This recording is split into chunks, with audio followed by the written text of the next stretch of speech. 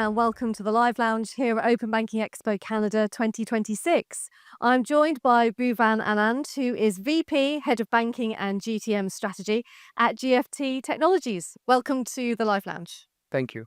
So, first of all, how does open banking move from compliance to real commercial value? And which business models are going to drive sustainable revenue in Canada? Yeah, I feel the real opportunity right now is to move away from the compliance obligation to the actual strategic opportunity.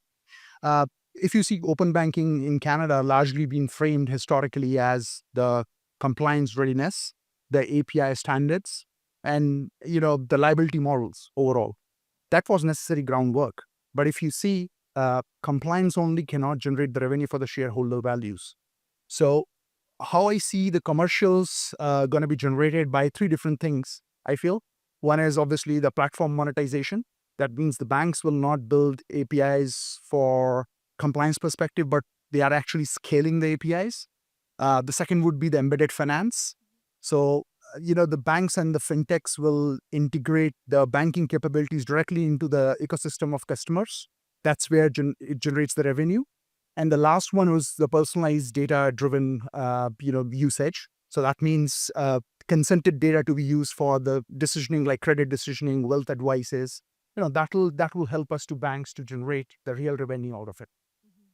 And based on what you've heard already today, both on stage and on the expo floor, what feels different about the open banking conversation in Canada right now?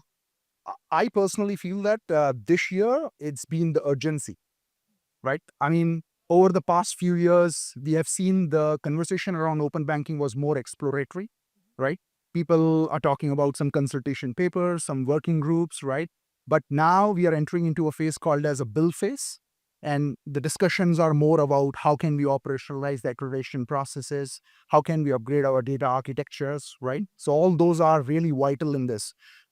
This year particularly, I felt that this is no more kind of an abstract initiative policy, more than it's becoming a transformation program right now. That's exciting. And so if there's one idea from today that you hope sticks with people, so they leave today, they go away, they take this idea with them, what is that? I would say it's not an API project, right? So when they go away, they should not consider it as an API project. Mostly people are thinking, the banks who will treat open banking as an infrastructure upgrade or an integration exercise, they will underdeliver, right? So they have to look at holistically that open banking is a complete ecosystem. What will be their partner strategy? What will be their data governance strategy? All of that will play a role into it. And that's why it's quite important to look at holistical, that what will be the value they're going to generate for their customers. Mhm. And what's the risk if this momentum doesn't actually translate into action? Uh, I think the risk is the strategic drift, I would say, because if people will think that this is another integration project and they will work in silo or in isolation and they will not look at a bigger picture, uh, the risk, according to me, is not non-compliance, regulatory non-compliance, but it becoming irrelevance. And as we all know, irrelevance does not happen like overnight. Irrelevance happens gradually through missed opportunities. So that's why it's quite important for organizations to look at that, how they can monetize these opportunities which are in hand in terms of open banking.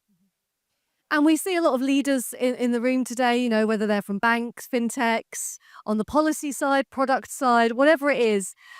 What should they be going back to their teams with tomorrow? I think, again, three things I would mention. Obviously, the first one is the data upgrade, data architecture. Do they have scalable data architecture in play?